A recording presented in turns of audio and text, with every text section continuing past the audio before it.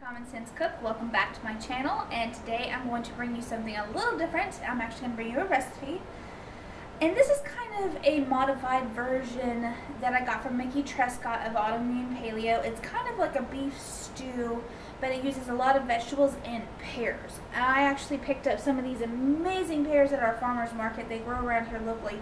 I'm not sure what the name is, but they're absolutely amazing. They're sweet and juicy. And I mean, frankly, you could just take a bite right out of this and it's awesome. So let me show you my pressure cooker and then we'll get started. Okay guys, this is my pressure cooker. I have a Cuisinart and it's an electric one. It's absolutely amazing and I have had no problems with it, and it seldomly ever leaves this place. So what we're going to do is we're going to use this to make our chili stew. So I've gone ahead and added some olive oil into this pressure cooker on the bottom. I have it on the saute setting. And I'm going to add some beef stew meat. No, it doesn't want to go in. Go in. Go in. Alright. So that's going to go in there, and we are going to try to saute it a little bit and kind of brown it. What this does is it actually helps lock in some flavor, because stew meat is probably the cheapest cut of meat you could possibly buy. It's usually tough. You see all the gristle in it, and you really got to zhuzh it up a little bit. So we're going to take it through here and add some salt and pepper, and as it gets brown, we'll then add the vegetables. Okay guys, now what we're going to do is we're going to add some garlic as that meat is browning to try to get it fragrant. I used 2 cloves. You can use however many you want. I had 2 medium-sized cloves, but I love garlic. If I had 5, I'd add 5. And stir that around just a little bit. Get it evenly distributed so it can be all over that yummy meat. And now that that has kind of browned and homogenized and everything like that, we're actually going to start adding our vegetables. I have carrots, sweet potatoes, pears, and onions in this. You can add whatever vegetables you want. And actually, I was going to say, you could totally add some kale if you wanted to. That'd be great. Vegetarians or vegans, feel free to leave this meat out and just brown your vegetables real good. You can probably start with the onions. And I bet this would be a pretty delicious soup without the meat. Alright, and we're going to add in a splash of apple cider vinegar. You use whatever kind you like. Just a splash. Just a tiny bit of thyme. Thyme is so potent that you really don't need that much. This is actually some that I fresh dried. Absolutely amazing. And I kind of just rub them together like that. Okay, a bay leaf, as Julia would say. And I just bought these from Target. Absolutely amazing. Wonderful flavor. Just throw it right on in there. Alright. And for these vegetables to render their lovely juices, we are going to add some more salt. I absolutely love pink Himalayan salt. I can't live without it. It's absolutely amazing. I've already added a little bit of pepper, but why not? Let's add some more.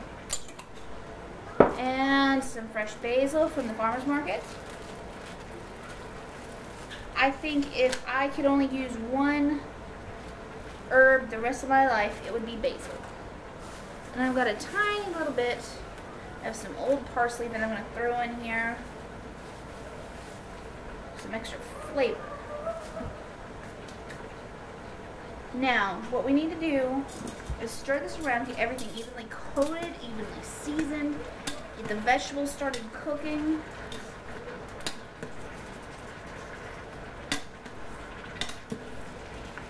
And you can see I'm just using my tongs, mixing it around.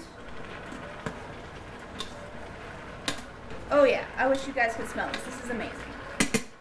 Now, like I mentioned earlier, and in my previous videos, I'm totally cool with having our vegan friends watch some of these videos. I'll try to give some tips and tricks if I know them. Use veggie stock and just the vegetables. If you want a vegan soup, you can use vegetable soup fine. I actually have done a mushroom broth that's pretty great. But once this gets started, we're just going to add in this chicken stock. I like chicken stock because it's got a mild flavor. It's not going to overpower it. You can also use beef stock since we're cooking with beef. But this was probably about 6 cups of homemade bone broth from chickens.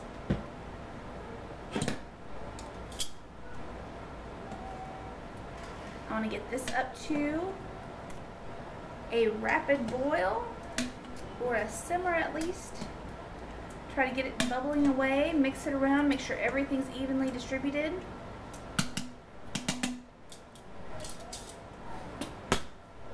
And then we're going to add our lid. Now I want to ask you guys, please, please, please, always know what your settings are on your pressure cooker. Know how to lock it.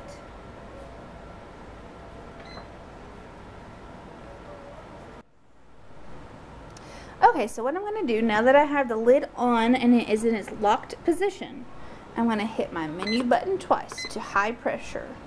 I'm going to set the time, let's say for 30 minutes.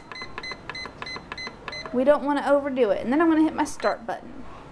And what I'm going to do is I'm going to come around to here and I'm going to check my pressure valve to make sure it's on pressure, which it is, not on release. And here in about 30 minutes we should have some delicious food, and I can't wait to show you guys.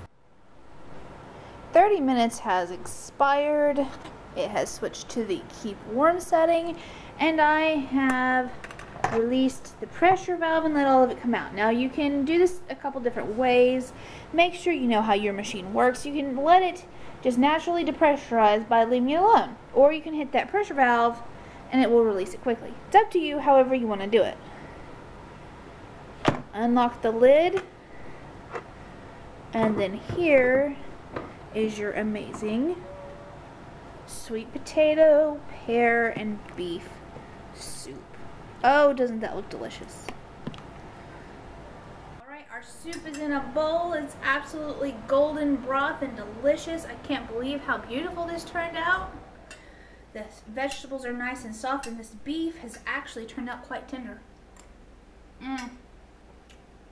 Absolutely amazing. I think you should definitely try this out. I'll leave the link below to the blog where you can find the recipe. If you have any questions or comments, please feel free to leave them in the comment section below. And I want to remind you that there's no wrong way to cook except for to not cook at all. We'll see you next time.